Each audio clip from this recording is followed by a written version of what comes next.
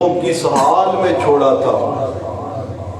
حالانکہ اللہ کریم اپنے بندوں کے حالات کو فرشتوں سے زیادہ خود جانتا ہے، بے شک، مگر اس معاملے کی فضیلت کو ظاہر کرنے کے لیے اللہ پاک یہ انداز اختیار کرتے ہیں. تو وہ جواب دیتے ہیں فرشتے، اللہ کریم ہم جب ان کے پاس سے آئے تھے تو اس وقت بھی وہ نماز پڑھ رہے تھے، اور جب ہم ان کے پاس گئے تھے تو اس ٹائم بھی وہ نماز پڑھ رہے تھے. سبحان اللہ. اس حدیث قدسی میں جو نکات سمجھنے کے ہیں وہ یہ ہے کہ فجر اور عصر کی نماز کی خاص فضیلت اللہ نے بیان کی. فجر اور عصر کی نماز کی خاص فضیلت بیان کی، کیونکہ ان دونوں نمازوں کے اوقات میں فرشتوں کی آمد و رفت اور آپس میں ملاقات ہوتی ہے. اور وہ کون سے فرشتے ہیں؟ جو انسانوں کے اچھے اور برے اعمال لکھنے پر مقرر ہیں، جن کو ہم اصطلاح میں کرامن کاتبین کہتے ہیں. یہ ان کی ڈیوٹی ہوتی ہے. ایک وہ ہے جو عصر کے ٹائم آتے ہیں اور فجر تک ڈیوٹی دیتے ہیں، پھر یہ عصر والے فجر کے ٹائم واپس جاتے ہیں اور فجر کے ٹائم دوسرے آ جاتے ہیں ان کی جگہ پر. تو پھر اسی طرح عصر کے ٹائم جو فجر والے واپس جاتے ہیں اور عصر والے آ جاتے ہیں. تو ان دو نمازوں پر ان کی آپس میں فرشتوں کی کیا ہوتی ہے؟ ملاقات ہوتی ہے. اور جب یہ اللہ کے یہاں جاتے ہیں تو اللہ ان سے پوچھتا ہے، بھئی میرے بندوں کو کس حالت میں چھوڑ کے آئے تھے؟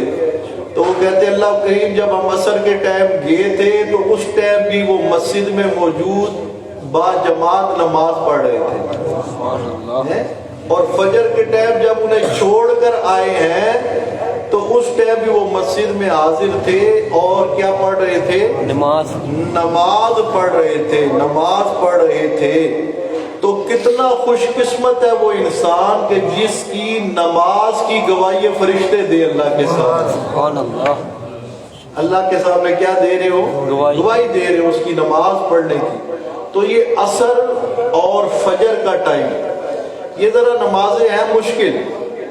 فجر کی تو اس وجہ سے کہ نیند سے اٹھنا پڑتا ہے، سردی ہو یا گرمی ہو.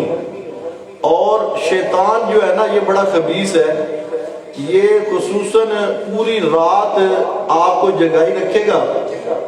خواہ وہ موبائل کے چکر میں جگائی رکھے یا کوئی ویڈیو کے چکر میں، فلم کے چکر میں یا کاروبار کے چکر میں، جو ہی اذان فجر کا ٹائم آتا ہے یہ آپ کو لوری دینا شروع کر دیتا ہے، یہ تھپکی دیتا ہے، سو جا پتر سو جا. اس ٹائم گہری نیند آ رہی ہوتی ہے، اور جو اس ٹائم بستر چھوڑ کر اللہ کے دربار میں حاضر ہو جاتا ہے تو یہ اس شخص کی نبی پاک صلی اللہ علیہ وسلم نے فرمایا کہ شیطان کے مقابلے میں پہلی فتح ہے.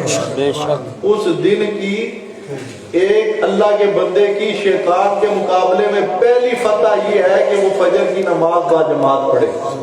بے شک.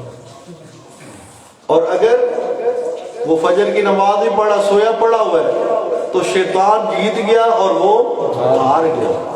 شیطان جیت گیا اور وہ ہار گیا. آج تہیہ کرے انشاءاللہ ہم نے دن کے آغاز میں شیطان کو ہرانا ہے، اپنے رحمان کو راضی کرنا ہے انشاءاللہ. اور اسی طرح جو ہے عصر کا ٹائم یہ مصروفیت کا ٹائم ہوتا ہے. کیا ہوتا ہے؟ مصروفیت کا ٹائم ہوتا ہے. اس ٹائم کاروبار بھی عروج پر ہوتا ہے، مصروفیت زیادہ ہوتی ہے، کچھ نوکریوں سے آ رہے ہوتے ہیں، چھٹی ٹائم ہوتا ہے. تو یہ نماز بھی آگے پیچھے ہو جاتی ہے، مگر ان دونوں نمازوں کی اللہ کے ہاں بڑی اہمیت ہے، کیونکہ ان دونوں نمازوں پر جو ہے فرشتے بھی آپس میں ڈیوٹیوں والے ملاقات کرتے ہیں، پھر اللہ کے ہاں حاضر ہوتے ہیں. وہ آپ کی نماز کی جا کے کیا دیتے ہیں؟ گواہی دیتے ہیں. اللہ کریم ہمیں پانچوں ٹائم با جماعت نماز پڑھنے کی توفیق عطا فرمائے. ربنا آتنا فی الدنیا حسنۃ وفی الآخرۃ حسنۃ وقنا عذاب النار وقنا عذاب القبر وقنا عذاب الحشر وقنا عذاب المیزان. ہمارے انتہائی محترم امجد عباسی صاحب، ان کی والدہ محترمہ کافی بیمار ہیں، دعا فرمائیں اللہ انہیں صحت عاجلہ کاملہ مستمرہ نصیب فرمائے، اللہ کریم ان کا سایہ ان کی اولاد پر قائم دائم رکھے، اور اللہ کریم سارے مسلمانوں کو صحت و عافیت بڑی لمبی زندگی دے، اور جب اس دنیا سے جائے جس نے آنا ہے اس نے جانا ہے، تو ایمان کی حالت میں اللہ موت عطا فرمائے، اور زبان پر یہ کلمہ جاری ہو لا الہ الا اللہ محمد رسول اللہ۔